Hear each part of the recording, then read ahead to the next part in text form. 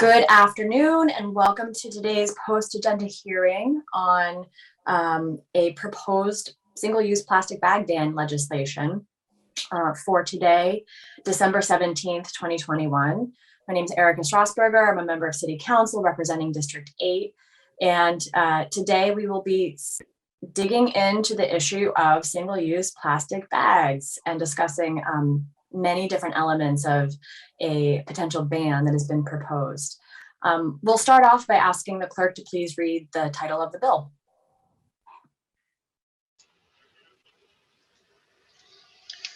Bill 2230, Ordinance Amending and Supplementing the City Code at Title VI. Bill 2230, Ordinance Amending and Supplementing the City Code at Title VI, Conduct, Article 1, Regulated Rights and Actions by adding a new chapter 610 entitled Prohibition on Use of Certain Bags and Checkout Bag Charge to permit the use of only certain bags at retail establishments at the point of sale or for a delivery, and establishing a charge payable by the customer to the establishment for the provision of other types of bags, all under certain terms and conditions. Thank you, Louise. And today we are also joined by a number of guests who will be giving some short presentations and answering questions and really getting into a great discussion today. I'm going to read your name in the order in which you'll present so you can be ready to go. We have Ashley Deemer, Deputy Director of Penn Environment. We have Christopher Mitchell, Anti-Litter Specialist for the City of Pittsburgh Environmental Services under Department of Public Works. We have Zachary Taylor, Director of the American Recyclable Plastic Bag Alliance. Afton Giles, City of Pittsburgh Senior Sustainability Coordinator for the Office of Sustainability and Resilience. And Logan Weld, Staff Attorney, Director of Legislative Affairs at the Clean Air Council. So welcome to all of our guests today. I'm really just going to say something very brief about the bill, which is that we've seen an uptick in the number of cities and states across the country who are considering tackling a number of issues with such a prohibition on single-use plastics of all sorts. Typically, it starts with bags. Other states and cities have moved to different items as well.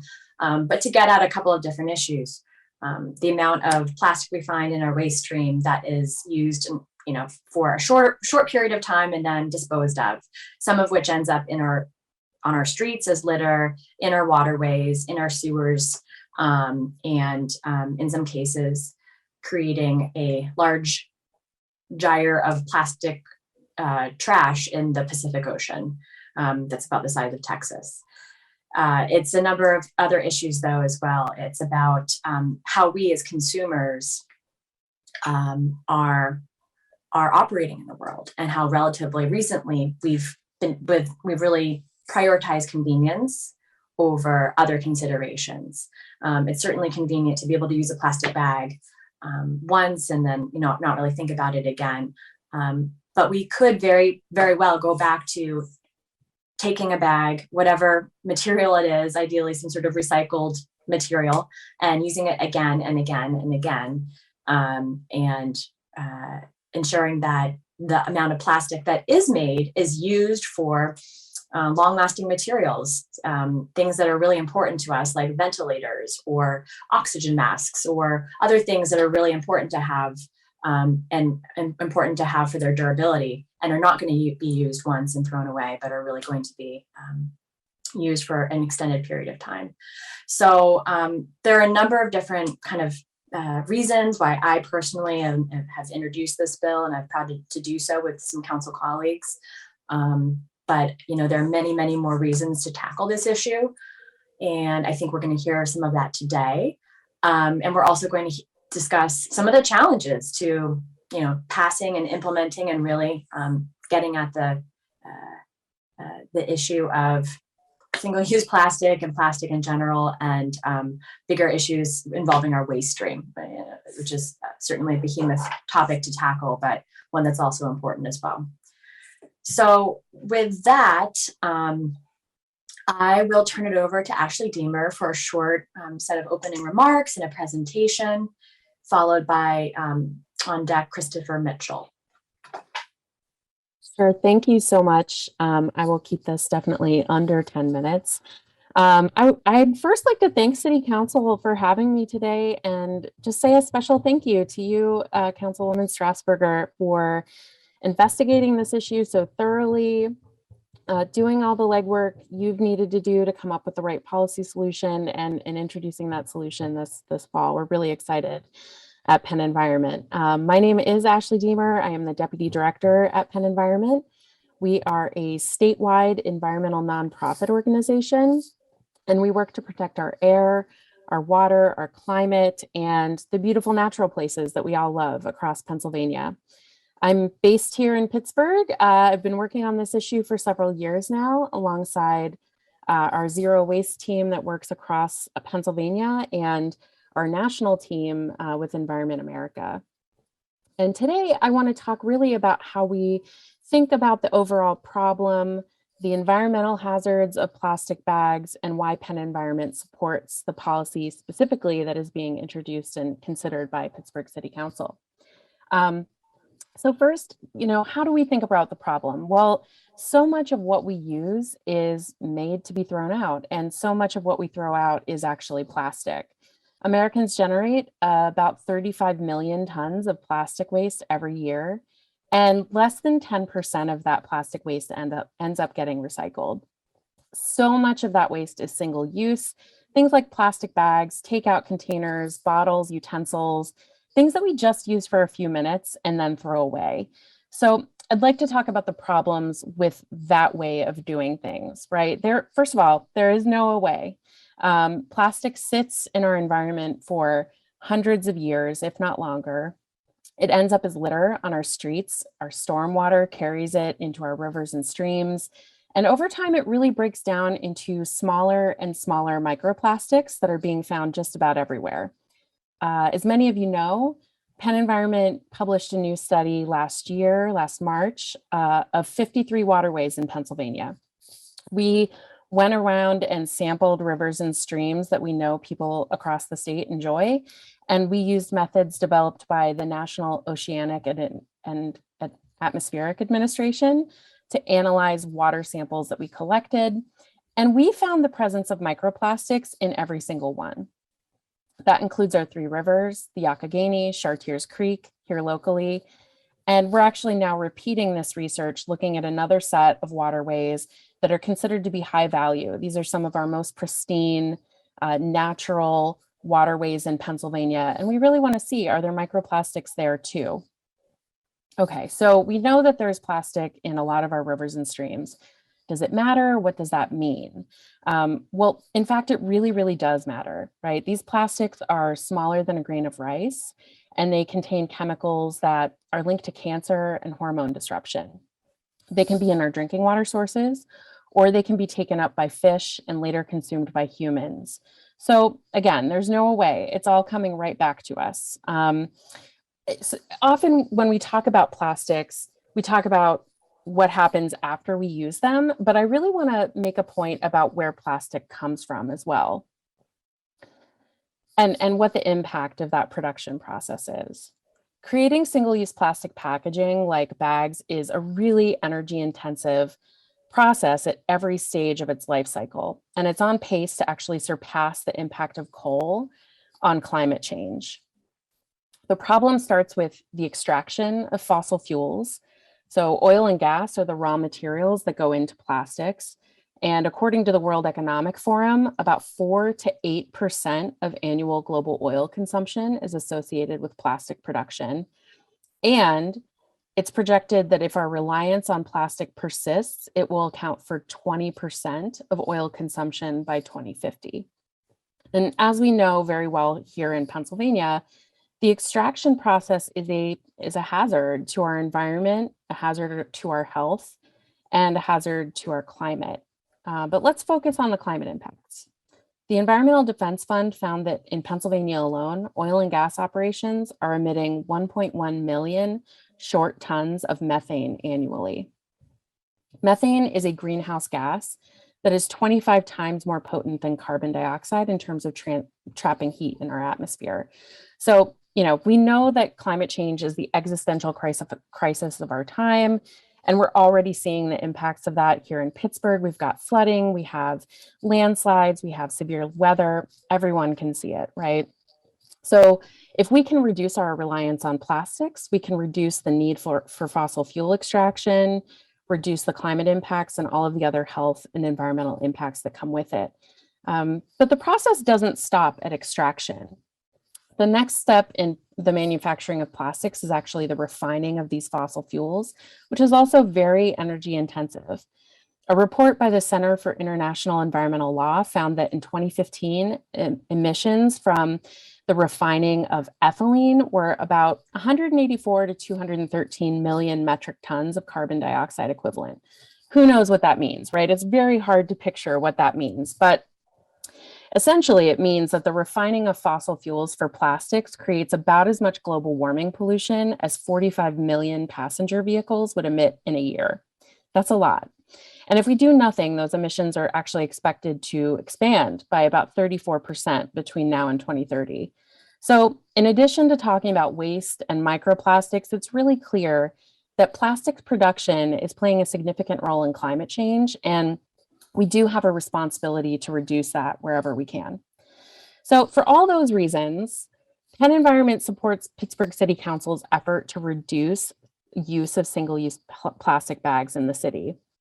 By passing this bill, you will join more than 400 other jurisdictions that have already either banned or put a fee on plastic bags in the United States.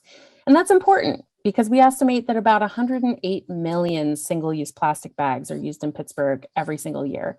It's Pennsylvania's second largest city. This could have a big impact. The policy that we see here is a combination of a ban on plastic bags and a fee on paper bags. And that's because this particular model has been shown to reduce the most waste overall, and it's the most effective at getting people to use reusable bags when they shop. We've seen those impacts play out in other cities, and I just want to mention a few examples from around the country. In San Jose, California, they banned plastic bags and put a 10-cent charge on paper bags, so very similar to what we're talking about here. This increased the percentage of customers bringing their own reusable bags from 4% to 62%, and it reduced plastic bag pollution in storm drains by 89%. Another example from California, Alameda County banned plastic bags. They also put a fee on paper bags. There was an 80% decline in the use of single-use paper and plastic bags. There was also a 200% increase in the number of shoppers bringing reusable bags or not using a bag at all. That's always an option. And then there was a 44% decrease in plastic bags found in county storm drains. One final example, Aspen, Colorado banned single-use plastic bags and placed a 20-cent fee on paper bags. They found that 45% of people didn't take a bag at all, 40% used reusable bags, and 15% paid the 20 cents for the paper bags. Now, paper bags are not as bad as plastic, but they do have their own material cost and environmental footprint. And studies have shown that this small fee can really get people to change their behavior and bring their own bag. So if we're going to move away from a throwaway society, we need to be encouraging people to use the reusable alternatives. That's crucial, and a fee does exactly that. In this case, the fee is retained by the retailers, and that fee will more than make up for any cost differential between plastic and paper bags. So that's a really good thing for businesses. And speaking of businesses, I think the Councilwoman and Penn Environment have done a lot of work to engage businesses on this issue. Our team reached out to businesses, community organizations, and nonprofits over the summer, and more than 100 of them signed on to a letter in support of banning single-use plastic bags. That includes retail shops, bakeries, cafes, restaurants, as well as the community organizations that are often responsible for organizing volunteer, litter pickups from their neighborhoods. So a lot of folks have signed on in support. We see broad enthusiasm for this policy, and we are very excited to see it move forward. So I would again like to express my thanks to City Council for considering this bill. And I've talked long enough, so I will yield the remainder of my time. Thank you. Thank you, Ashley. That was a great sort of foundation laying for the impetus for this bill and this issue in general, and some examples from other cities. Next up, we have Christopher Mitchell, anti-litter specialist with Environmental Services. Hi, everybody. My name is Chris Mitchell. I'm anti-litter specialist, environmental services. My job description is pretty broad. I basically get involved in all things trash in the city as a project coordinator, just a larger goal of doing everything with trash better to get eventually less litter and less illegal dumping on our streets. In this role, I consider gathering data, learning, and really understanding the problems that we have very locally to inform our policy and decision making to be my largest responsibility in suggesting change. Without it, we're mostly working off of our own biases of what we think may work, So with that, let me talk about what we know right now about plastic bags on the streets of Pittsburgh. In the past year, Literati has analyzed nearly 19,000 pieces of litter in Pittsburgh. Literati is a global crowdsourced litter auditing app. The idea that as you pick up a piece of litter, you take a picture of it and you start to see how much you've picked up and what it was and where it was and things like that. It's this gamification of task. I lovingly call it Pokemon Go for trash. On the other side of this, all this incredible data is collected and analyzed in order to be used for things like identifying problem areas and crafting meaningful policy and legislation. The Clean Pittsburgh Commission bought an account for the city of Pittsburgh this last year to engage with residents and issue challenges to go through the app and pick stuff up and really get all this data in the city of Pittsburgh hands to help us understand something that affects every resident of the city. We know that Pittsburgh is unusually reliant on volunteer cleanups to deal with our litter problems compared to other nearby municipalities and places like us. So we're always very interested in supporting that good work by the residents by providing more efficient tools and services. We will give out supplies, and we will have Department of Public Works come up and pick up everything that volunteers have collected by the next business day, things like that. If you're looking to get involved as a resident, I'd encourage everyone to check out the Literati app and use join code CLEANPGH, or look up our volunteer application on pittsburghpa.gov. So back to the topic at hand, bags.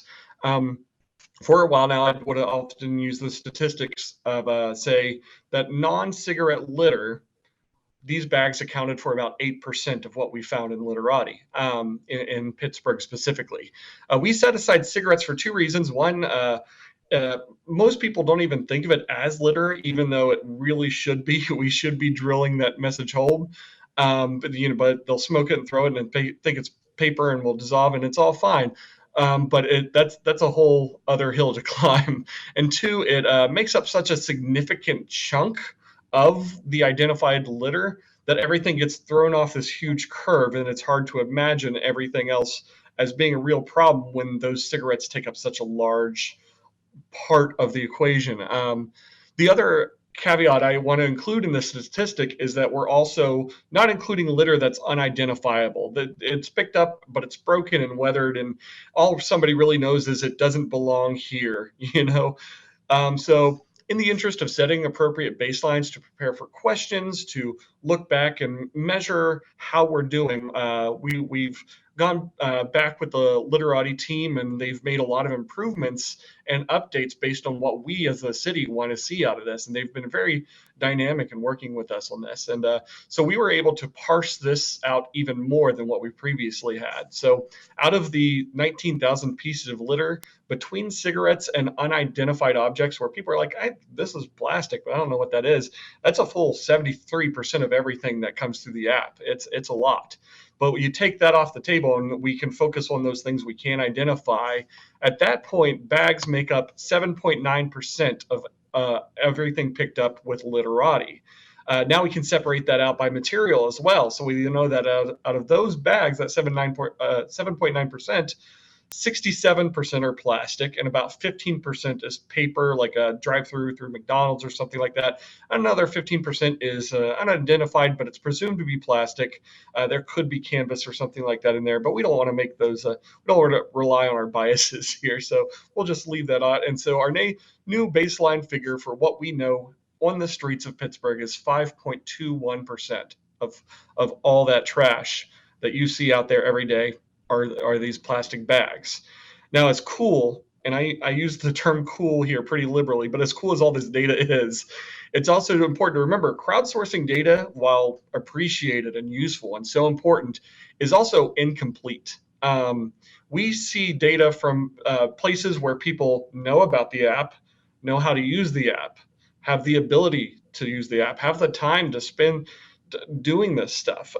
In doing that, we miss really important large swaths of the city. It's not comprehensive, and it can't tell us the full story. I frequently say when we're talking about crowdsourcing, we want to think of like 311, right? And 311 is a really great system that we have in the city for crowdsourcing information. Residents tell us where their problem is, and we can react to that.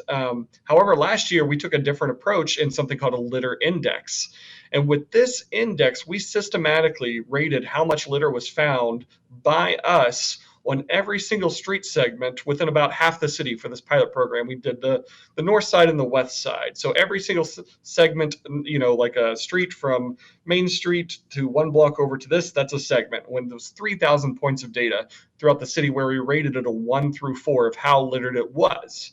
And it gave us this really great heat map of where we should be concentrating and things like that.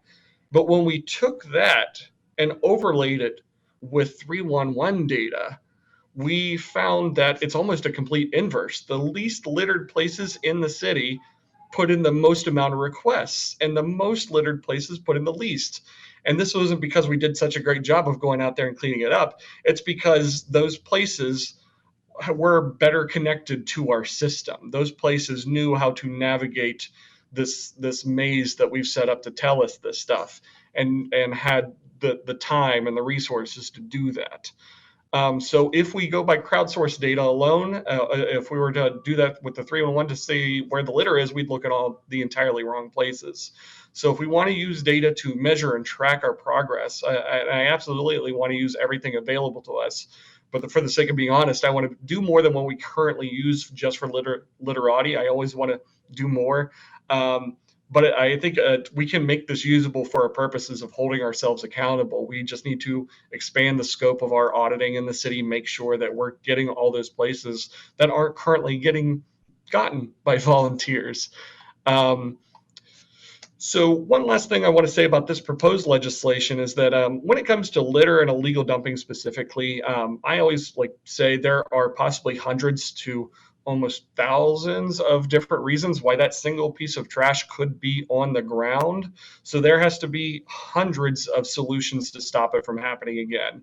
There's no silver bullet to this problem. This will not be the end all be all of this problem, but in each solution we can accomplish, a fraction of percent of change. And as long as we keep pushing that, it's going to make a real difference over time.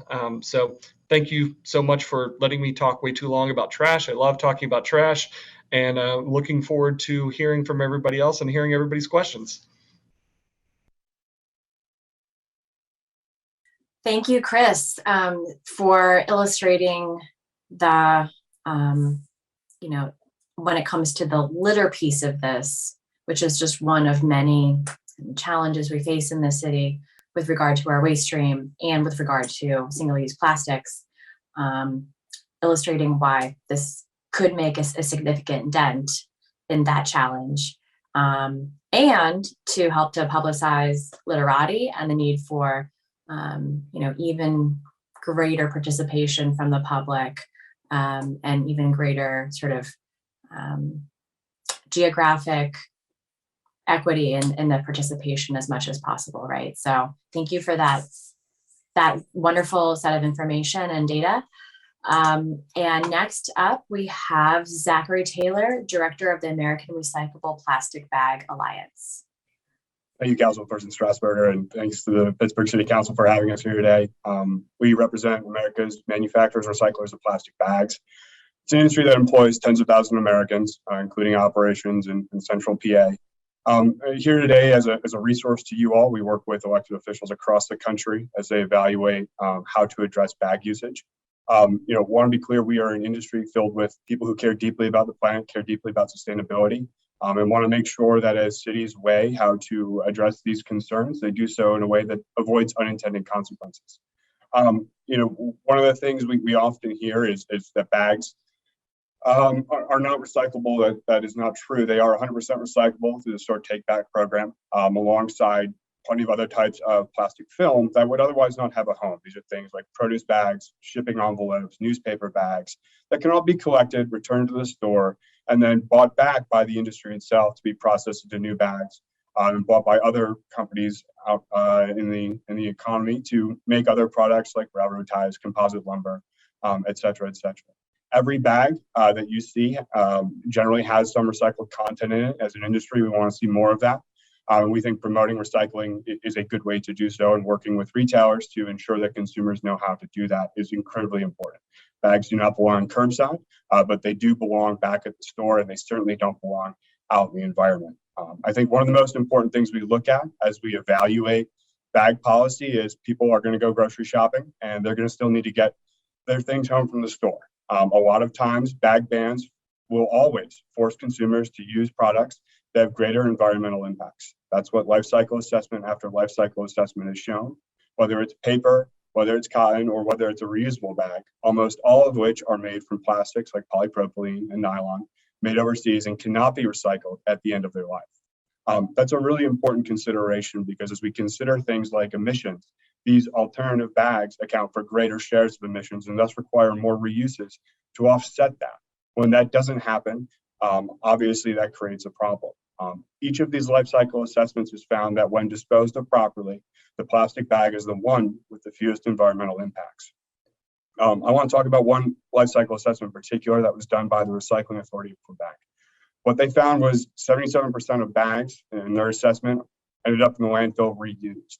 That means people are taking them home from the store, using them to pick up after their pets, line waste paper bins in their bathroom, or other household tasks that not only allow them to reuse it, it also lets them offset the purchase of an alternative product that would oftentimes be made of plastic, may not have any recycled content in it, and may also have a greater environmental impact. So it's important, I think, as we evaluate these policies to look at it from a big picture. If we are trying to adjust bag usage or change the trajectory of consumer behavior, it seems short-sighted to force consumers to use alternative products that are more expensive and have greater environmental impacts. The reusable bags in particular of concern, again, they're still made from plastic and they're imported from overseas, countries which have not a great record on environmental sustainability or care for the environment. I want to talk a little bit about litter. I think we heard that that's a serious concern and certainly understandable. First and foremost, bags don't belong in the environment. And if you don't need a bag, don't take one.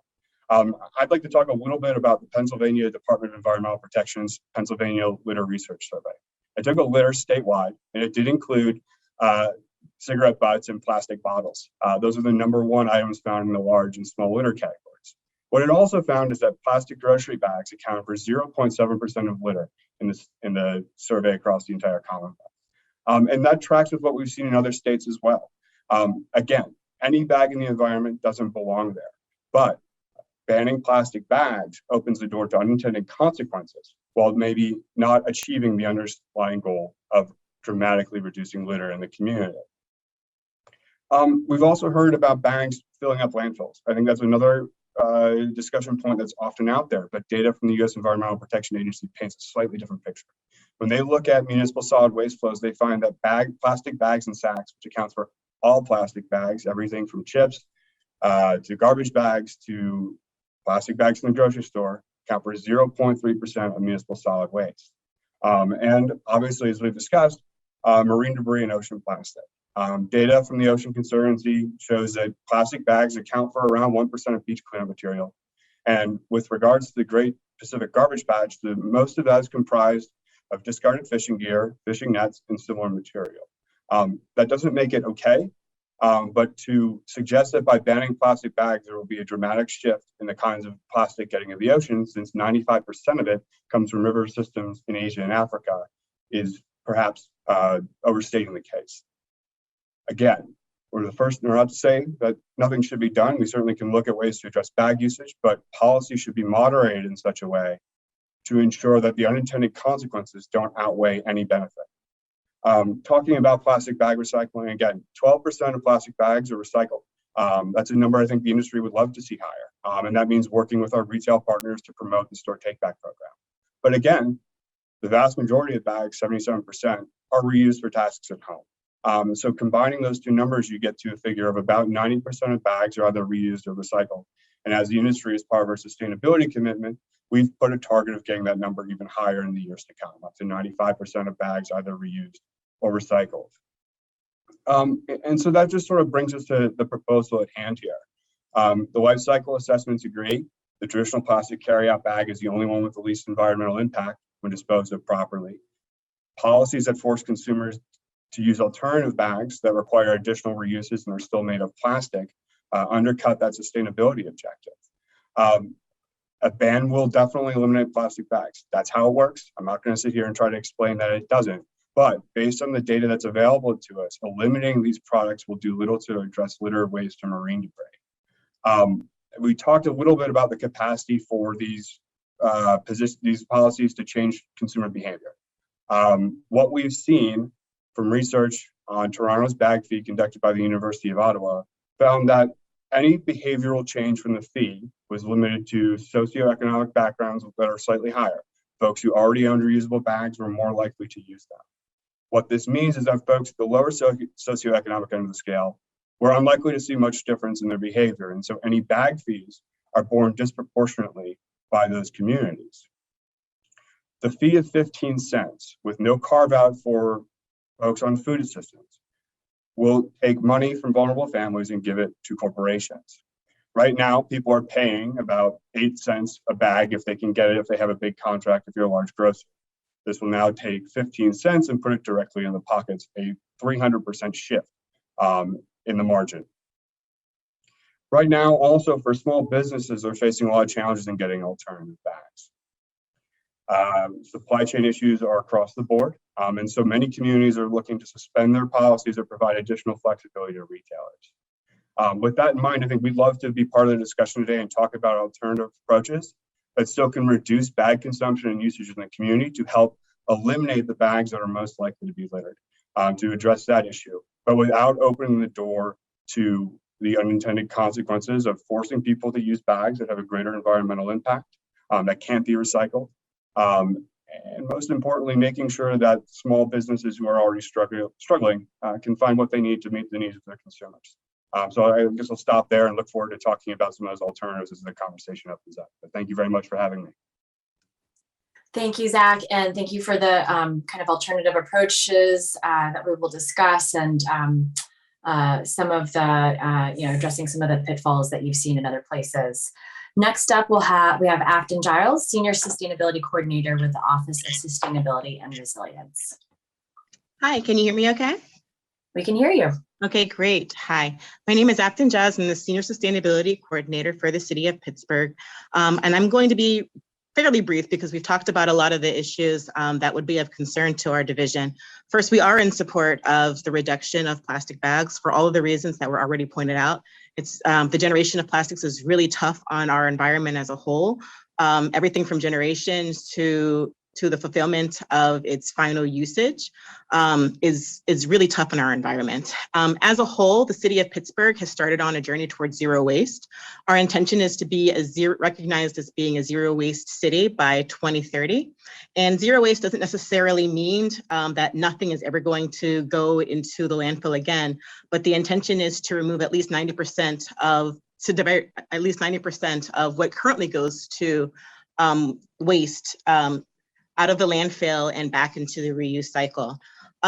Over the years, we have transitioned our view of waste, and we would like to start to look at waste not as something that you throw away, but to really start focusing more on the individual materials and what goes into making those materials, and looking at the value that goes into those materials so that they're not looked at as a piece of waste, but rather as an asset, and trying to figure out alternative ways to use that asset and to get as much out of all the things that we produce and put into the environment at the end of the day.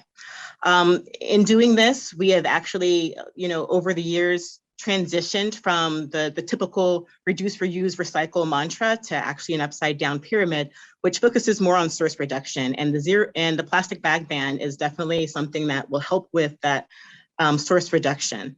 As was pointed out, only about 10% of the plastic bags that we do have are actually being recycled. And yes, there are really good intentions to try to want to increase that, but once we use those plastic bags and we receive them, ultimately they're only being maybe recycled once, as they're downgraded from being used to bring in groceries or other things as a matter of convenience, and then used again and ultimately thrown away after only one use.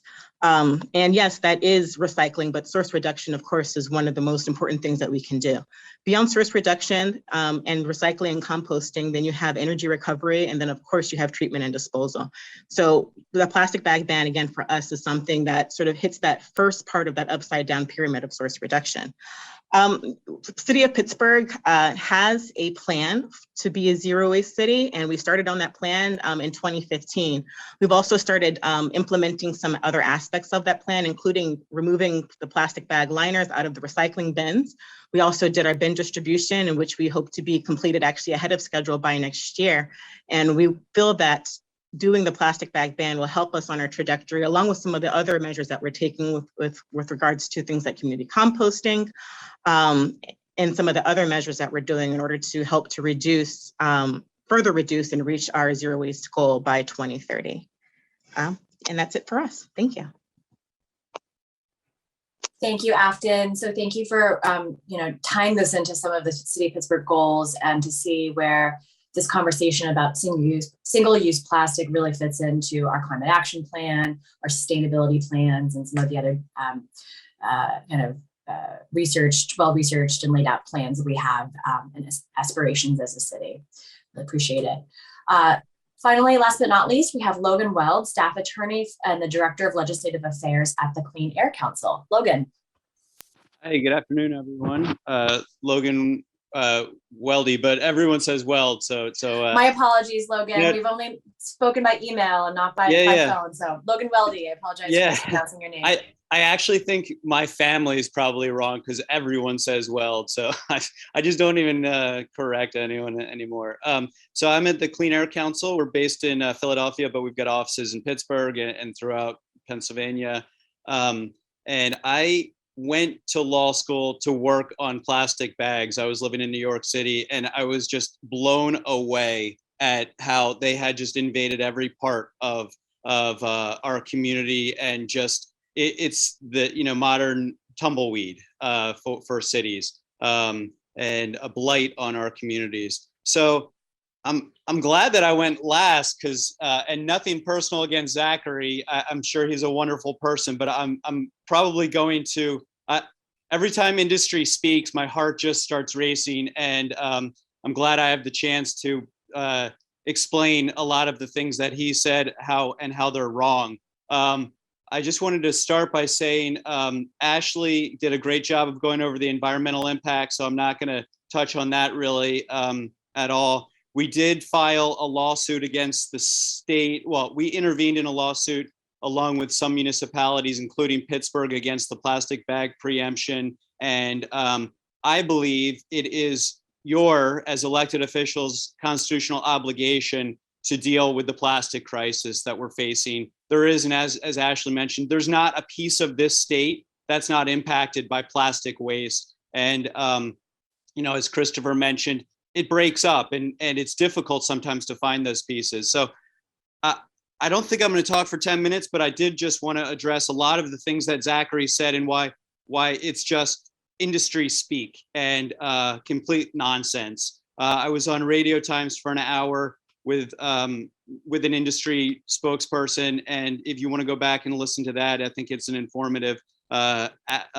interview. But Zachary mentioned the amount of stuff that's found in these studies. Well, it's not the amount of stuff. If you find some, arsenic in your food, you might have 99% food and 1% arsenic. It's still going to kill you. The industry loves talking about the amount of plastic bags and plastic waste found in these things, but that's not the real value in these studies. It's what are they doing to our communities? When you walk through a community and you see it completely littered with plastic bags, you don't need to gather all the litter in the community and weigh it and say, oh, well, plastic bags are only 1% of the weight of the litter. Let's not deal with that. In Philadelphia, the industry came in many, many years in a row at public meetings and said, oh, well, we need to protect these communities. We need to do this. It's not just banning these bags, and it's bad for low-income communities to do this. Where were they after that meeting? They never once came to these communities to show up. The bag take backs that Zachary talks about, we called every single one of them in Philadelphia. Almost every one of them had discontinued the program. There is no market for these plastic bags. Virgin gas that produces plastic is so much cheaper than recycled plastic. You're not going to get a plastic bag that is going to have continuous recycling. It's just not going to happen. These are myths that industry creates to make everyone feel better about the waste that we are creating in our societies. And, obviously I'm getting fired up right now and I'm very passionate about this. I've worked on this issue for a long time. Industry wants to keep selling their products. They want us to believe 90% of the bags are reused or recycled. That's just completely, I don't know where he's come up with that number, but that is a fantasy that industry is living with that is just not reality. When you get 500 plastic bags every year, sorry, I'm speaking very quickly and I know there's a sign interpreter, I'll slow down a little bit. When you get over 500 plastic bags per year from the store, you're not using 90% of those bags. And most people, they have a huge bin of bags underneath their sink, and those just sit there until they throw them away. I wasn't really even going to touch on any of these things because I didn't know Zachary was going to be sending the industry propaganda out there. But the low-income people, it's so funny how all of the industry groups push for these low-income carve-outs. Why? Why do they push for the low-income carve-outs? Because it's an industry talking point that low-income people can't afford these bag fees.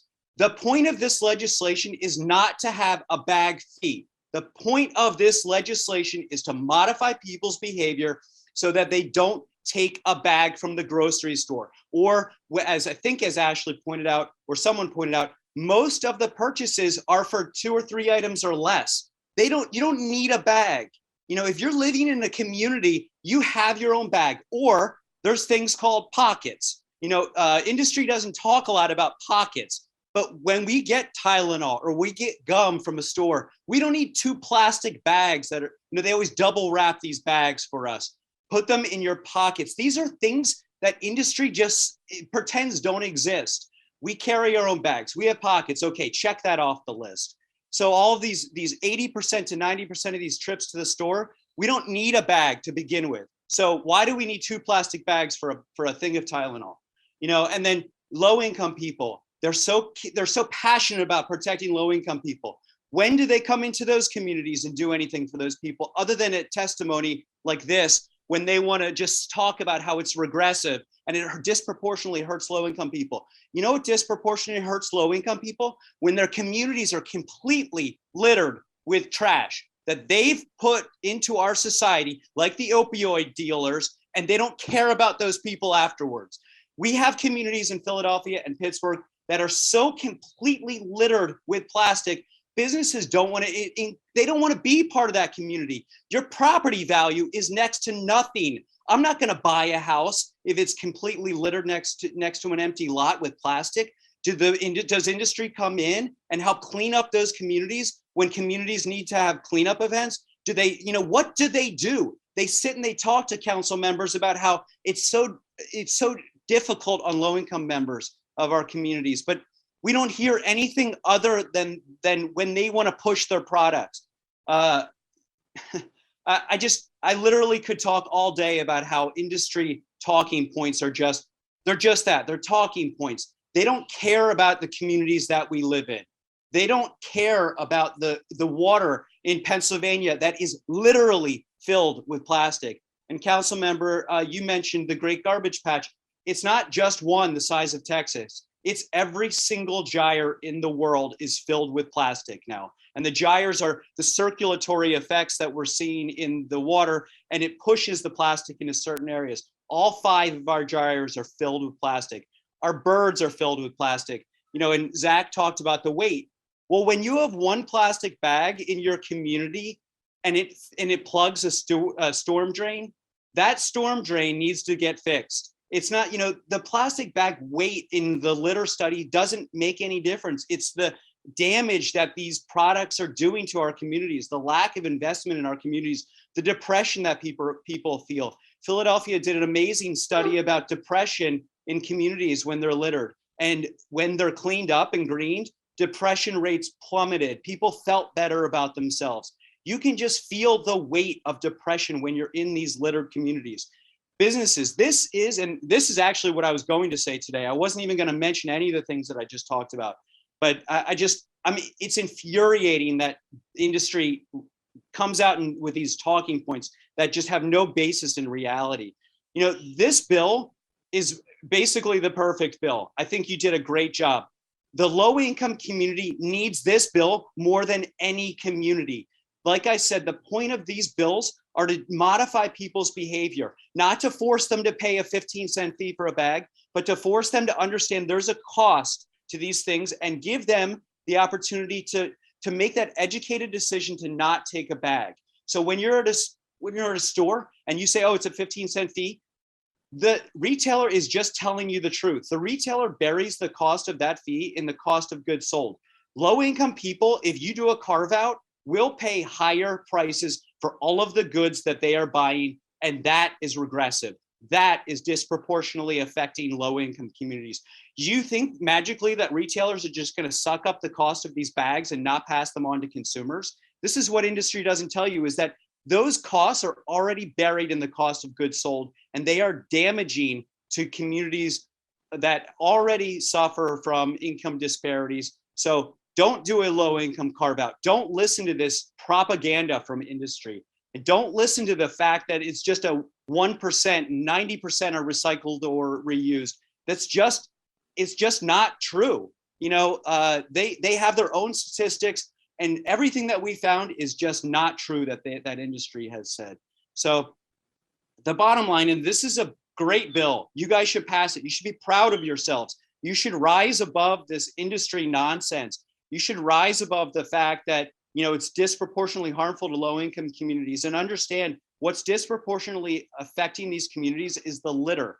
Chris Mitchell mentioned that the communities that suffer the worst don't communicate the most about it. They are suffering. You guys need to help them. This is a pro-business bill. You know, when you go to a business, imagine if you could say, hey, business, we're going to take away the cost of your electricity and you don't need to pay for it.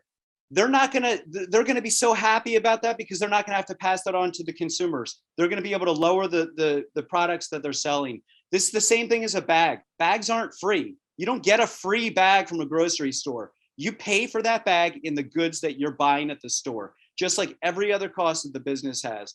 So I know I apologize for being so fired up, but I can't sit by and let industry tell you these things and not, you know, get very passionate about it. I am doing this because I believe that these are the right things to do. And you guys have a great bill, and don't change it. Keep it going and move on to the next product after this. Styrofoam, single-use containers, because those are pro-business bills. They're pro-community bills. Stop spending millions of dollars on unnecessary cleanup in your communities, and put that money towards education, and put that money towards recreational facilities. I'm going to stop there, and you know, I'd love to get any questions that you have. Okay, thank you, Logan. So we have exhausted the presentation portion of this hearing, and now we'll move on to questions and answers. And I don't see any of my council colleagues, although I know many are very, very, very interested in this, and it's a Friday afternoon, and so I have a feeling that either they will be tuning in at a different time or watching it, the recorded version of this at a later date. And so I'll be doing the asking of questions here as we move forward.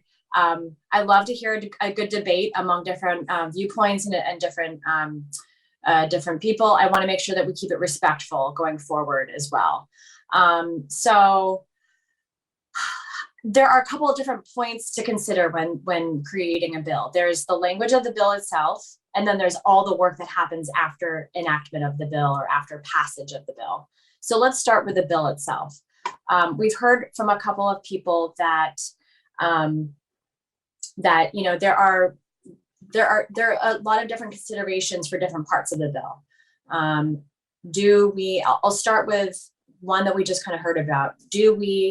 When we're considering equity, which is a really important aspect of all legislation that legislators and council members should be considering for all pieces of legislation, and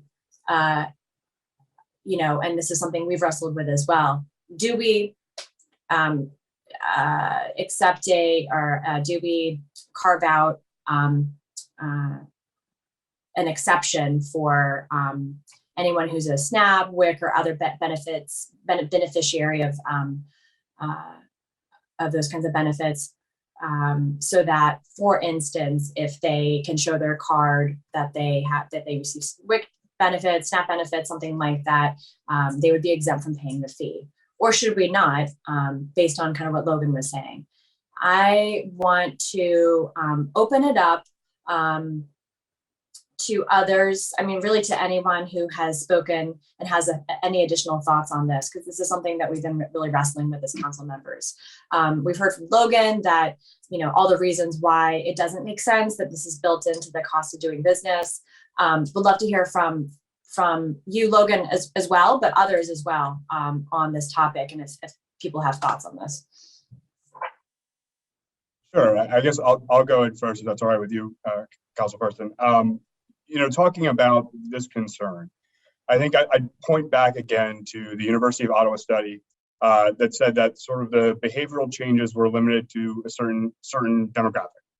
Households of higher socioeconomic status who already owned reusable bags and thus reuse them more. And obviously that's a consideration with this policy, is to encourage that behavior.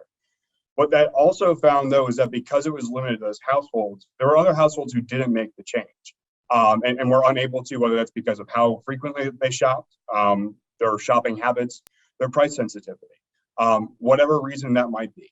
And so they were more likely to bear the fee and have to pay it to get their groceries home, because everyone needs to bring food home. So I think the question here is less about whether there should be a carve out or not, but I think talking about where the actual money is going.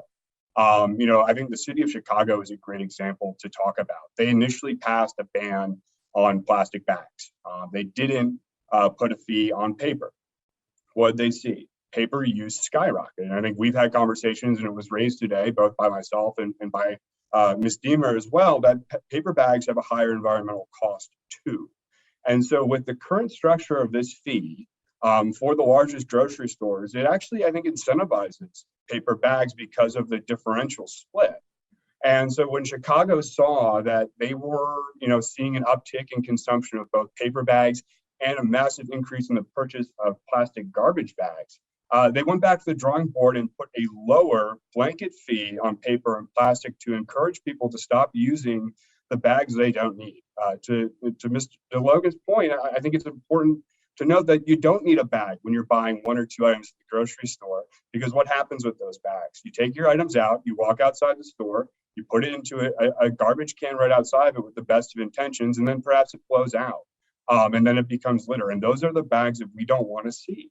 And so are there other ways to go at this from a holistic perspective to reduce the consumption of unnecessary bags without opening the door to this transfer of resources from the community to businesses that won't address litter cleanup, that won't help the communities that need it?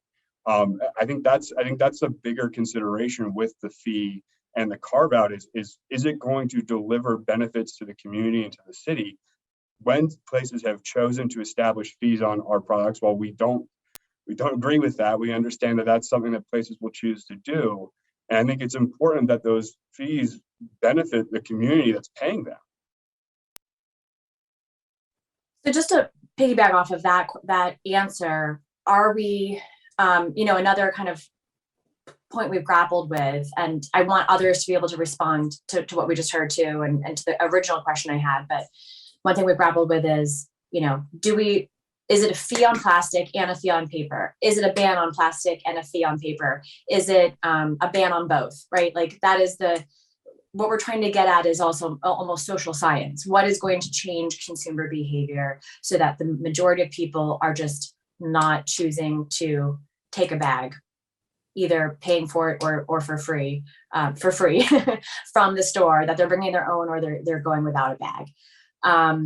And so I guess, do others have answers on that, whether what we've seen, and I guess Logan, you said that this is, you think this is the best bill possible.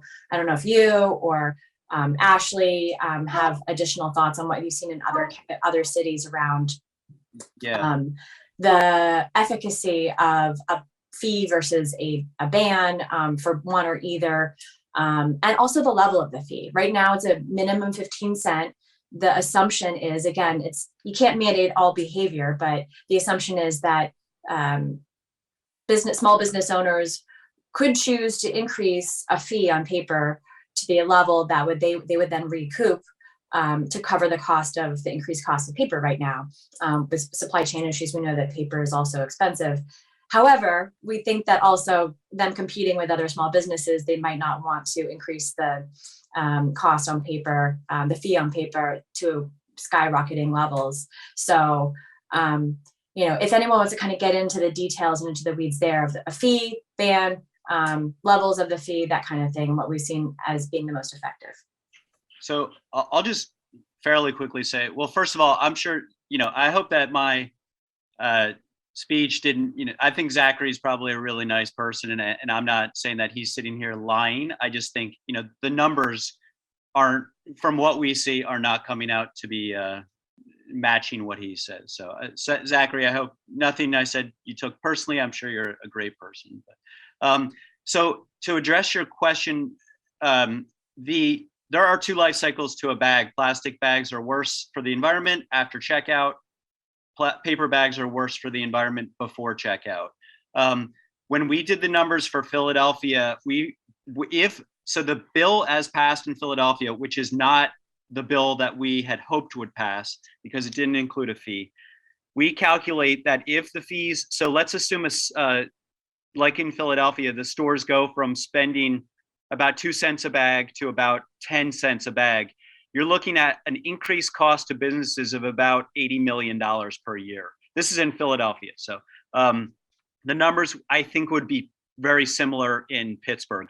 If you just do a bill that doesn't include a fee on paper bags, you're going to increase the cost to businesses. You're also going to make it difficult for them to be competitive. And council member, you just mentioned, if next door the business doesn't charge a fee and you are forced to because you can't afford the increase, you're going to be at a disadvantage. So the best thing from a legislative point of view is to take that ambiguity and confusion out of the mix. I would put a fee on everything. The fee is the crux of these bills. The single use will drop if you put an appropriate fee. It's called the Pigouvian tax. Just make people aware of what they're getting and that it has an actual price. Right now, these things don't have a real price to people because the price isn't broken out. So if you don't ban plastic and you just put a fee on paper and plastic, as long as the fee is appropriate and it's applied to everyone equally, then I think you'll get the goal that you want. The reason why groups like ours push for a plastic ban is because, as Ashley said, plastic is the new coal.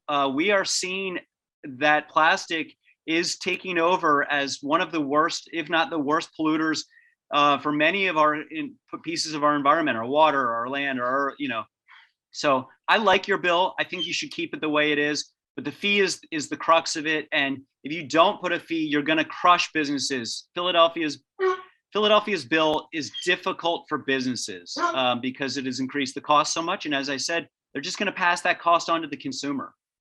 If I could expand on that, I think two other examples where a fee on everything has been successful includes Washington, D.C. That's where we're based. They have a 5-cent fee on paper and plastic bags. Stores are able to keep a portion of that 2 cents if they offer a 5-cent rebate for a reusable bag brought in by a customer. Based on the research from the DC Department of Energy and Environment, a survey of businesses in the 6 months after that law was passed, that ordinance, bag distribution was reduced by 50%.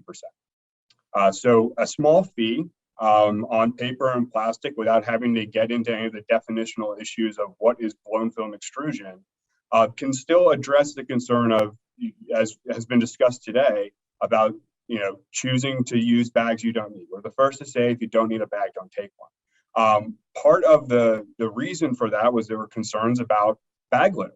And so the Alice Ferguson Foundation, which monitors waterways in the District of Columbia, reported after the implementation of this policy a 72% reduction, again, 72% reduction in a number of plastic bags found during its stream cleanup events. And of course, the benefit of this is it provides additional flexibility to businesses who are struggling right now. Costs for everything are going up, and that includes bags. And across the country and other communities, notably Washington State, the cost of paper bags is going up and businesses are having trouble complying and finding bags that work. And I think, that's what we've seen in some of the coverage about Philadelphia's bag ban as well, to the point that the initial sponsor said that he was considering reopening discussion on that matter. And so I think, DC's example, Chicago's experience with this, and then Montgomery County as well, that also has a 5-cent fee on both, saw dramatic reductions in bag usage, which obviously seems to be the underlying goal here, which is to get consumers to be more mindful, but balancing those concerns against some of the unintended consequences, particularly the higher emissions profile of reusable bags like this because of how they're made and where they're made, and the fact at the end of the life they have nowhere to go other than the landfill. There's no store take back program for reusable bags to be recycled. And so, looking at that as an alternative approach that sort of balances all of those concerns, I think is worthwhile. Okay, I want to get into a couple of the things we heard there. Sorry, technical issues, but I want to get into a couple of things we heard there. Before I do, I wanted to give someone else another opportunity to respond to any of that before moving on. What I wanted to move on to was something, Zach, that you, yeah. I'll just say quickly, Zachary mentioned DC. DC's bill has a couple of issues, so I wouldn't necessarily look to DC per se. Montgomery County, Maryland copied theirs and fixed some of those issues. 5-cent fee is too low, and the 60% reduction that Zachary mentioned was 6 months after. It's since gone, the number has gone down. So you've got to keep the fee higher. 5 cents is too low. That's just not an appropriate amount for a fee to change people's behavior. And at the end of the day, like I said, this is a behavioral modification piece of legislation. Thank you. In the idea of behavioral modification, in that idea, when I talk to residents, when I talk to Pittsburghers and they talk about their problems with trash, the mindset that waste doesn't have a cost is one I come across all the time, that they don't understand why getting rid of something should incur some sort of cost. And that's how illegal dumping happens so often and things like that. And talking about changing people's minds through these little things by fees, it's almost like a little reminder. Is like, this means something, that it's single use and that it's going to cost something one way or another. It was just hidden from you before. And baking that into this mindset and pushing it forward, that's a big piece of why I really like the higher fees as opposed to something a little smaller. I would agree with Chris as well. And that goes back to that conversation about addressing the value of what it is that we're throwing away and really taking a look at the commodities that we have and the commodities that we use, and really taking a glance at, and reviewing them as being something that is of value and not just something that's trash or waste. So changing the language and changing the dynamic, I think, is a really important part. And I would agree that the higher cost probably does a better job of impacting and making people think about the fact that it costs something to make this and it costs something to get rid of this as well at the end of the day. So when it comes to any kind of fee that we're talking about, one thing that Zach mentioned was moving this to moving to a model where the retailer keeps some and the fee, and some of the fee actually goes back to whatever it is, the city's general fund or a special trust fund, whatever it might look like, but that the retailer doesn't recoup 100% of the fee.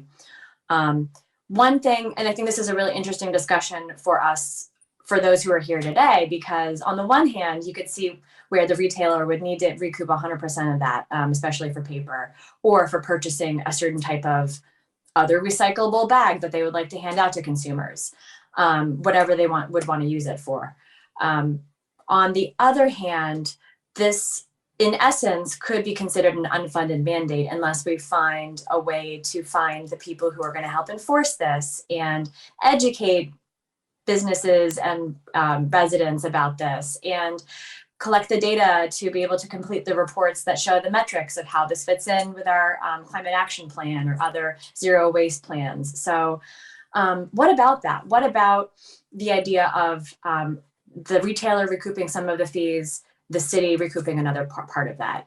Benefits, drawbacks, would be interested in people's thoughts. I think some people might be wary of the city recouping some portion of that cost. They might look at it as just another sneaky way for us to increase taxation or something like that. But I think that it's actually kind of critical that the city does. I mean, as a member of the Clean Pittsburgh Commission, which is a commission that's solely responsible for helping to clean up waste, our phone lines through 311 are continually flooded with calls where people need us to come out and to help them clean up, issues of illegal dumping, basically, and there's not one dump site that we've ever cleaned up that didn't include a great deal of plastic waste and plastic bags. These things cost the city a lot of money. Annually, thousands of dollars. Some of it comes out of the CPC budget, some other parts of it comes out of the DPW budget. And if nothing else, it costs people time. You're talking about hundreds of thousands of volunteer hours that are given from people who had, in most cases, no responsibility for putting the plastics there. And if they did, maybe it was unintentional because maybe they threw it out and it ended up being blown away and becomes litter. But you have, thousands of man hours that put into doing these cleanups. And it would be really great to be able to at least use some of those funds to help to incentivize some of the people who do give their time as volunteers, if nothing else, to doing some of these cleanups. So many people have who visit our beautiful city, the city of Pittsburgh, often, especially visitors, have the impression that Pittsburgh is, a sort of a dirty city because of all the litter. And some of it is, some of the legacy of being a smoky city because of all the steel and stuff like that. But even now, they come to the city and they remark about how much litter there is on the ground.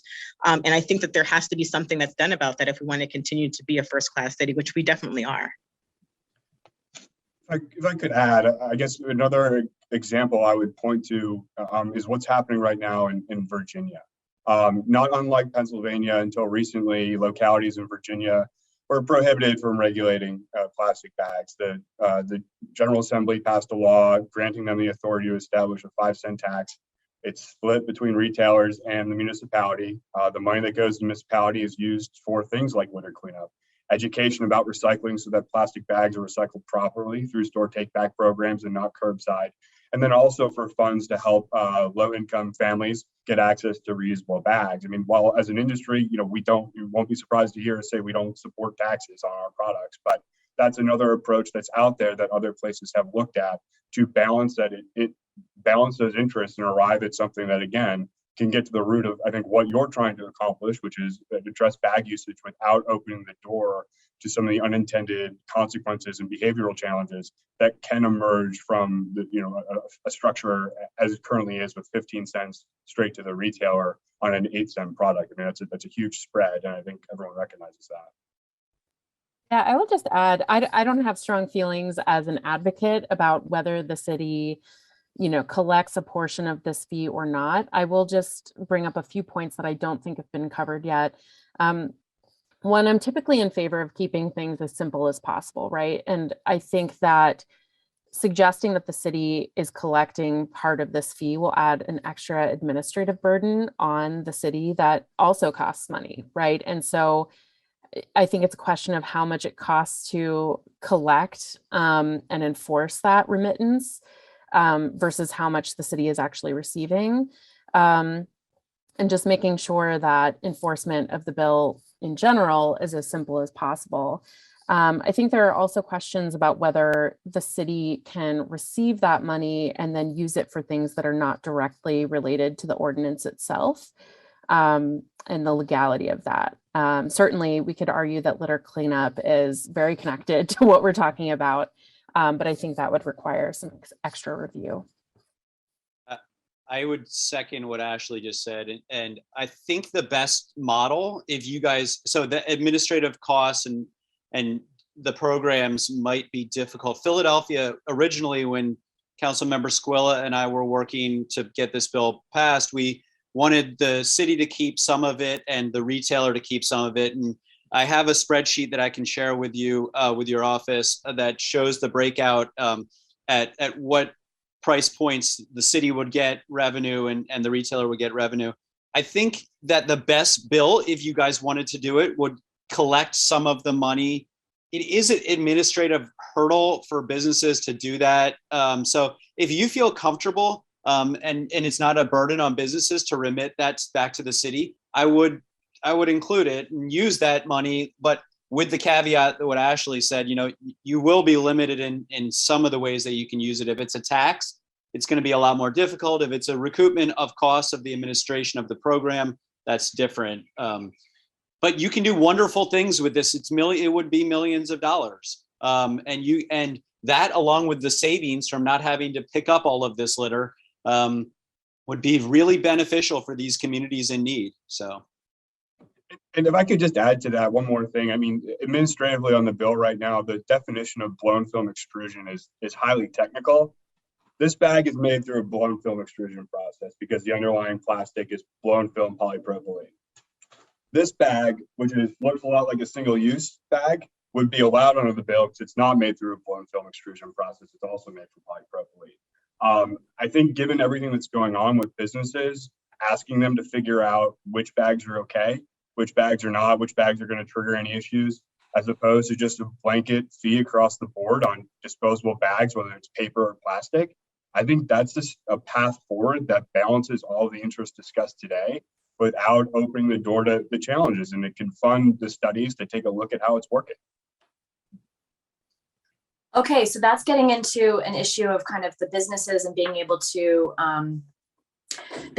implement this, and sort of the burden on the businesses that inevitably, regardless of whether you support this or not, it will be an extra consideration and some might say burden on businesses, especially small mom and pop businesses. That said, we want to make it as easy as possible. So Zach, you just said, you listed one way that we can make it easier. What are some other ways that people know of that have seen either be attempted or be implemented and actually effective in cities and in counties and states that create more of an atmosphere of education, incentives, and really making this as easy as possible for the retailers to adjust to this new reality as possible, that we can maybe learn from? Zach, you just gave one example. Are there others that people have seen? I certainly have my own ideas, but they're not based on anything except what I've seen at sort of college campus levels or smaller levels.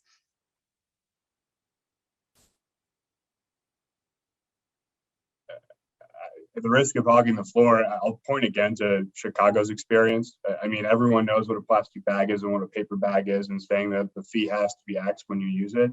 And then what's going to happen is cashiers are going to start having the conversation. Do you want a bag? And when you're carrying 2 or 3 items, you're not going to add, whatever the fee ends up being, you're not going to add that to your bill. And that's where the reductions come from. I think there's a way to go about this that is that straightforward. I think you contrast that with something like what New York State is experiencing, particularly in Manhattan right now. They have a ban on plastic bags, but it's almost impossible for them to enforce it because of how complicated their definitional scheme is. And I have a brother who lives in Tribeca, and he sees plastic bags at stores there, and that's sort of the challenge, is that compliance is driven by the stores themselves, who are sort of tasked with enforcing it absent a constant visit. And so there's not anything like that in the proposal right now. But if there's a retailer retained portion that's easy to administer and doesn't require trying to figure out what bag's allowed or what bag isn't allowed. That's a way to drive people to just understand that you're going to put a fee on disposable bags, and again, get the cashiers to have those conversations about, do you want this? Do you need this? So just as another idea, we are in the process in the city of Pittsburgh of distributing blue bins that were purchased through a grant to every single customer who relies on the city service, which is not a private service. It's the city workers who pick up a recycling, to every single resident who relies on that service in the city. Removing the need for the giant eagle blue bags that people have traditionally used to recycle their goods, and now being able to rely on bins. So that's one example of us getting a grant, non-taxpayer dollars that are going towards distribution of something, an item to someone who can help with, that will help augment our recycling program. And it already is increasing our rates. One idea that we had was seeking a different kind of grant or a different source of funding to be able to purchase reusable bags, ideally made from recycled material or recycled plastic that would be used many, many, many times. Zach, to your point, maybe at the end of the life cycle, there's a question about what we do with them, but at the very least, that person would have that bag to reuse many, many, many times, hopefully hundreds of times. And or also combining that with some sort of a reusable bag give back program for those of us like me who have probably 40 extra reusable bags from fairs, from events, and many of them have never been used and are clean, being able to distribute that or donate that somewhere for someone else to use. And so this is a question I ask everywhere I go, because I haven't heard a great answer of whether either of those things have been proven successful. But if we could give at the very start, every resident in the city of Pittsburgh a reusable bag, and those who might not need them could, gift theirs to someone else. And then getting the retailers some, a starter packet of say 50 reusable bags to give out. Also ideally not made from cotton, which is a higher impact on our environment and climate impact, but made from some sort of recycled material, to be able to give out to customers, just to start to get them over that initial hump of needing to bring their own bags.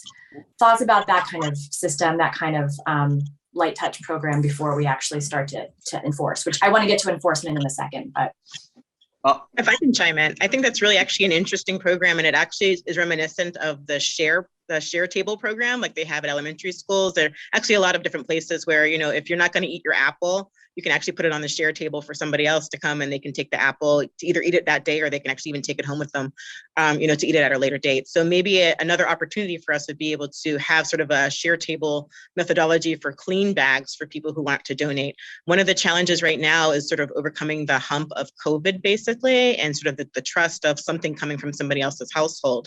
But it is something that I think is actually pretty interesting and something that's worth looking into, especially at some retailers where people, if they forget their bag or something like that, if they had sort of that initial stock of either city supplied bags, and hopefully at some other point, if you have some extra ones that you want to drop off at a retailer for somebody else to use later, having that circulation of being able to borrow a bag essentially until like your next trip, I think is an actually pretty good and interesting idea that's worth exploring. I also wanted to add back to Zachary's point earlier about, helping retailers understand the ordinance. There's so much that we can do in between the passage of a bill and the actual implementation and enforcement. There are opportunities to create resources for smaller businesses that explain very clearly what we're talking about here. What bags are not allowed, what bags are allowed, what the fee means, where the fee goes, and any changes that might happen in the operation of their business. We can do webinars. We can, there are all kinds of ways that both the city and advocates can engage businesses between the passage and the implementation of the bill. And I just want to say that I'm excited to work with the city on that. And I think that Penn Environment and other groups are absolutely here to kind of continue the work on this after the bill is passed, not just celebrate and move on. So as Zachary is talking more, I'm agreeing with him more and more. I think that, so a couple of things.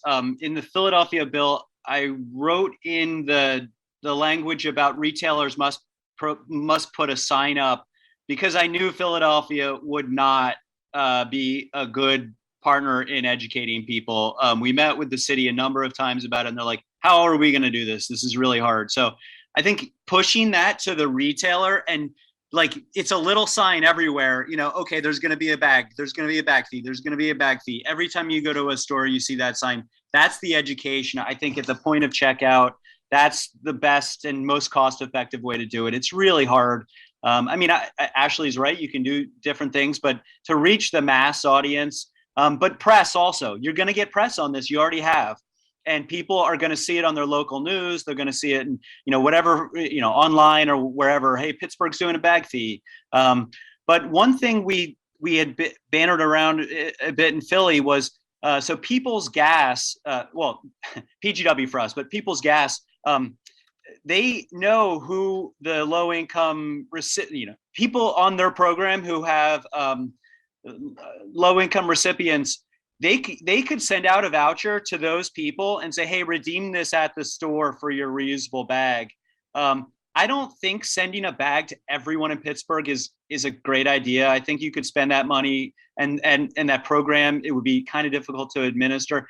I would just say, hey, the people on these programs from our utilities, send a coupon out to them for they can redeem this at any store, and then the store sends it to the city or whatever, and you send them 15 cents or whatever. I think that program would probably be a lot more would be better and more targeted. And Zach is right. New York's law is a failure. There are plastic bags everywhere, and one of the reasons is so many municipalities are moving to ban plastic and paper bags. That paper the prices have skyrocketed for paper bags. They're very difficult to get for retailers right now. So a lot of the stores, they want to comply, but they can't afford it, and they can't even get the bags. So Zach's point about the New York City failure, I think, is accurate. And we're seeing that elsewhere throughout the country. So I just wanted to pick up on the utility program, and that's a really interesting point, and a version of the program, or the idea that we had come up with ourselves, which was, could we take either residents or businesses that are situated within CDBG eligible, meaning block grant eligible areas, geographic areas of the city, and really focus on a distribution program just there, or your ideal idea of a utility assistance program, whether it's, which we have for People's Gas, for our water and sewer authority, and for Duquesne Light, our main electricity distributor. All three of those have their own utility programs, in addition to some of the programs that were set up through, say, Action Housing and the county, or our city's URA program, URA, Urban Redevelopment Authority, as they've kind of been a conduit for distribution of COVID grants. So lots of different conduits and ideas for a way to include, for targeted audiences, a voucher or a way to receive that free reusable bag or two. And the share program that you and Afton mentioned, I love that idea too.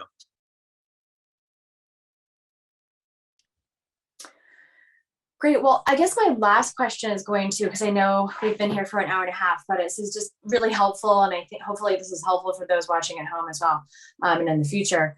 And that's about enforcement. So, enforcement is tricky for a lot of reasons. One is, of course, we would prefer not to have to enforce. We prefer for all businesses to be able to understand it, comply, have the resources and ability to just comply, and enforcement is a breeze. We know that's not necessarily going to be the case. However, that said, I think we want to get to a point where we're really starting with education, starting with incentives, starting with just a friendly touch, and then moving to enforcement as necessary, ratcheting it up as necessary. We don't have a natural place, and I'll just be honest, in the city of Pittsburgh, we don't have a natural place for this to live. We are still in conversations about, is this through our inspections department, our permits, licenses, and inspections department? Is this going to be conducted by people who would be hired to work for environmental services, where some of that already does happen when it comes to residential or commercial trash violations or waste related violations? Is this going to live somewhere in sustainability or resilience, or do we start at our own office or our own new department to deal with this? So questions remain for sure. We're just kind of asking an open-ended question around enforcement models that are paired with education models that work best. And one idea I want to throw in there for consideration is the way that the Allegheny County Health Department dealt with businesses around COVID restrictions and regulations was actually a self-certification process where a business could self-certify. Basically, that demonstrates to the county that they're aware of this program, they're self-certifying. You start enforcement with those who have failed to self-certify, and then you move on from there rather than starting elsewhere. You start with those who have failed to self-certify. I understand self-certification can come with its own challenges or its own issues, but it's one idea to start to whittle down the number of businesses that you're actually at least targeting at first for enforcement and additional education. So thoughts about that, or just any other enforcement pitfalls or successes? So I guess that's where the difference between the across-the-board fee versus some type of ban and fee structure comes in. An across-the-board fee on paper and plastic that allows some of the fee to be retained by the retailer provides an incentive for them to be charging the fee so they can defray the cost of the products that they're already purchasing. And then obviously however that would be remitted back to the city provides a data flow as well. Again, at the end of the day, the design of the fee is to have folks charging the fees so they have the conversation, do you need a bag? Whereas trying to have people checking on which stores are using which bags makes sort of a game, creates the potential for a game of whack-a-mole, not unlike what has been happening in New York City.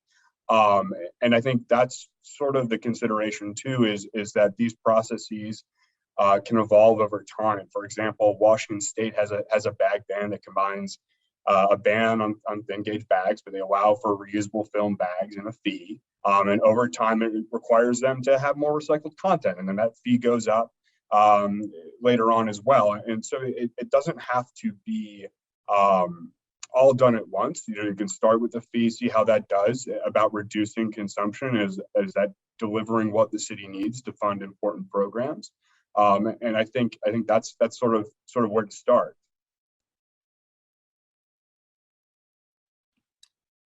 I don't want to hog the floor, so if someone wants to jump in, I do want to say something, but if someone wants to jump in, go for it. Okay, I'll go. I think I agree with most of what Zachary just said. So I think keeping this simple is going to be the best way to enforce it. It's going to be hard to enforce it if you start having a bunch of exemptions. In New York City, they have takeout doesn't count, and it's just what's really takeout anyway, as opposed to other things. So it gets confusing, and it makes enforcement extremely difficult. Keep it simple. The fee is the crux of this. That is the most important part. So don't get rid of that. Don't put in exemptions for low income, because how are you going to then enforce that? Keep it as simple as possible. And the bottom line is keep the fee in there for everyone on almost everything. The nice thing about, and the environmental community went back and forth a lot on, do we ban plastic or just put a fee on it? Because as I said, and as Ashley mentioned, paper has an environmental cost, and Zach also mentioned, paper's got an environmental cost, and so do other bags have an even deeper environmental cost. We've gone back and forth. I don't know if there's really a great answer. For enforcement, I think I'm going to disagree surprisingly with Zach on this. I think it's easier if you ban all plastic, because then the inspector, whoever's going in, can just see, okay, there is a plastic bag here, you're in violation. Whereas it's hard to see if they're charging a fee for all of the bags. So if it's just the store walks in, the inspector walks in, they see there's a plastic bag, boom, violation. If they don't see a paper bag or they don't see a plastic bag, then they can follow up and are you charging people? DC has secret shoppers, and I know a lot of other municipalities do too. That worked really well and it was fairly low cost. Even, New York City has a report hotline. There's this in New York City, there's this idling provision that allows citizens to video an idling vehicle, send it into DEP, and they get a portion of the fine. In Philly, I tried to push for that. So if you see a store that's in violation of the bag law, you can report it to a certain, you put it into the website, you put your information, then the inspector goes to that place. If they issue a ticket, you get 25% of the ticket. I think that model is the best model going in America, probably the world right now, because it has changed. In New York City, the idling violations have gone up by about 5,000% because citizens were allowed to do it. So allowing citizens to be part of this and to recoup some of the money that's gotten from the municipality for the fines, I think is a great model. But enforcement will be difficult. Keep it simple. I would also agree that simple is better, and that's something that we'll also need to do is make sure that we talk to our judicial officials about how to enforce it. One thing that we've come across with doing the enforcement of illegal dumping is, how to make sure that, after you go through the work of doing all of the enforcement, when it hits the judge's desk, that cases are carried out and what the penalty is going to be ultimately after somebody is caught, and what kind of evidence is going to be required to prove that they committed it in the first place to make it worth them actually even trialing the case. So that's just another part of it that we just need to make sure that we talk about in this conversation as to how to enforce it. It's, what do we do at the end after a person's been caught, making sure that we close that loop. And it's not without precedent in Pittsburgh. We have had for illegal dumping a trust fund where when somebody reported illegal dumping and we found the person who did it, they would get a portion of it. A portion of it would go into a trust fund with the city. It was always just such a problem of catching them because it's somebody who goes out in the middle of nowhere, throws it, and they're gone. Whereas here it would be somebody who has plastic bags essentially in their hands at work, where you just walk in and it's like, yes, there it is. So it would be a very different situation about following through where we struggled with on illegal dumping in the past. But it's definitely something that has been on the books here and not, outside the realm of possibility. Same as Philly for illegal dumping. Provides that citizen the incentive to do it, and they're your inspectors. Oh, I also meant to say, if you're going to have the city inspecting, I think it should be the whoever's in charge of going into the store anyway.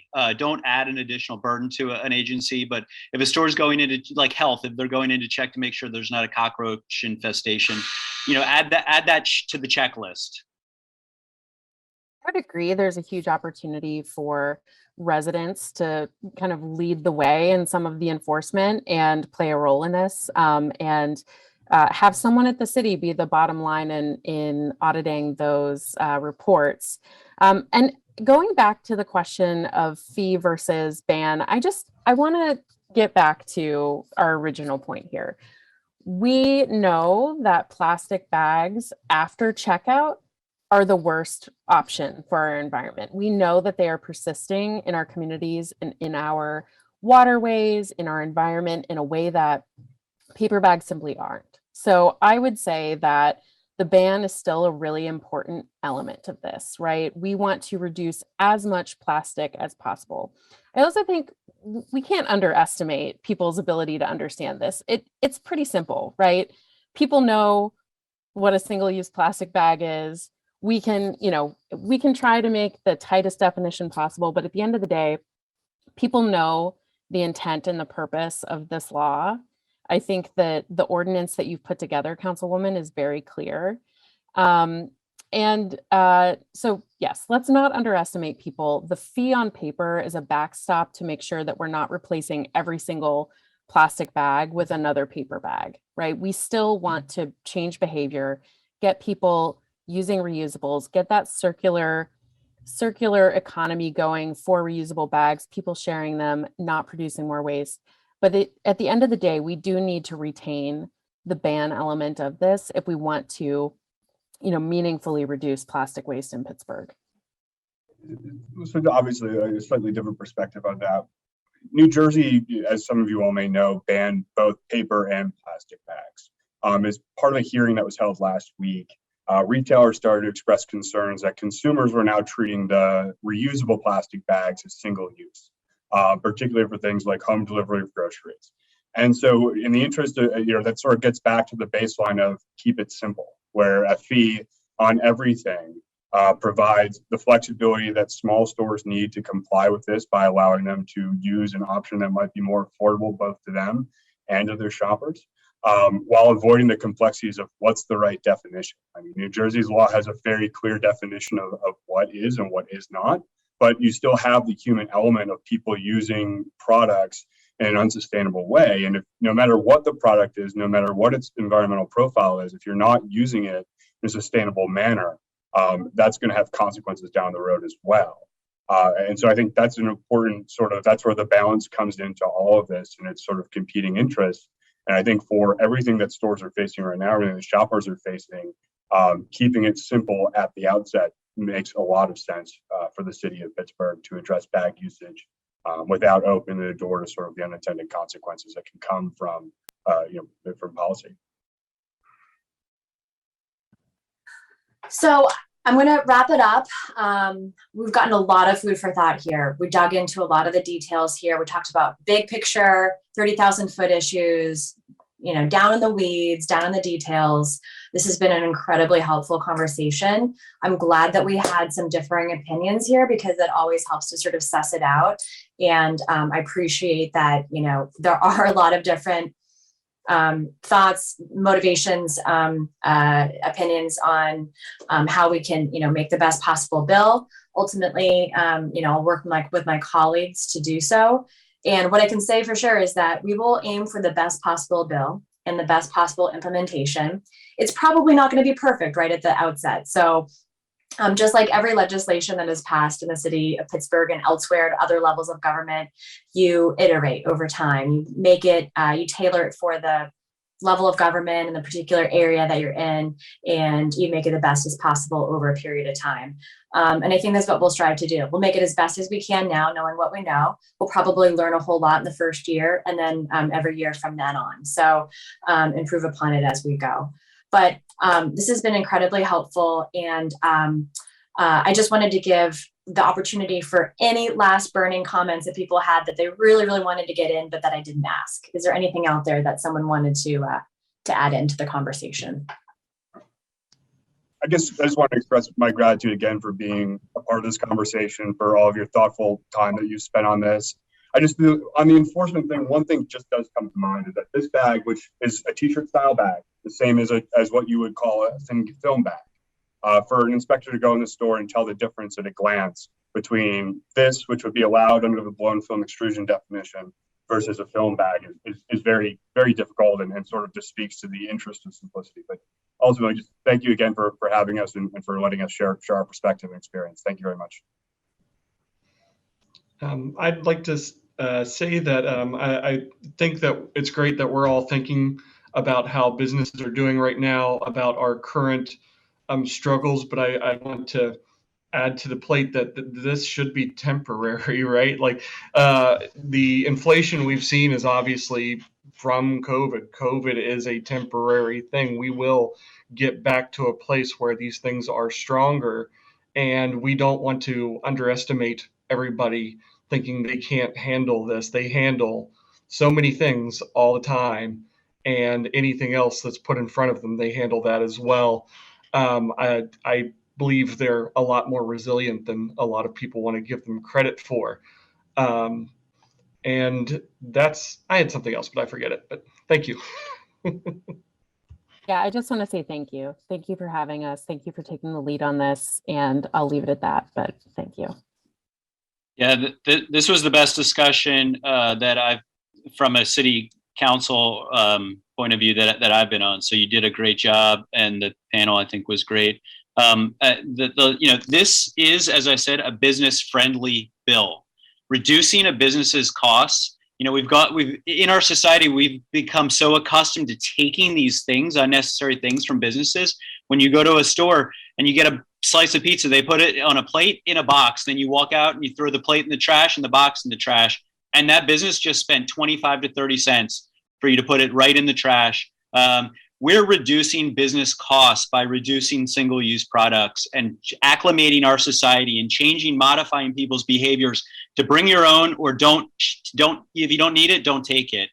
So you're on the right path. This is just the beginning of single-use legislation that you're going to be doing. And it's a great bill, and thanks for having us. Well, I really want to thank you all. And so thanks to all of our speakers. Thank you to my chief of staff, Emily Yonan, for doing the legwork to really set this up and coordinate all of this. Our clerk's office for all of their support, our ASL interpreters, and last but not least, our cable bureau for making sure that this is live streamed on YouTube and on the city channel website, Granicus, and that can be viewed later on for anyone who's interested in the topic. So big thanks to everyone. We will continue to discuss this. We'll continue to work on this into the new year. Please note that we will be continuing this into the new year and look forward to a final passage that is fair, equitable, and great for our environment and for our business community as well. And with that, I will adjourn this post agenda. Thank you all.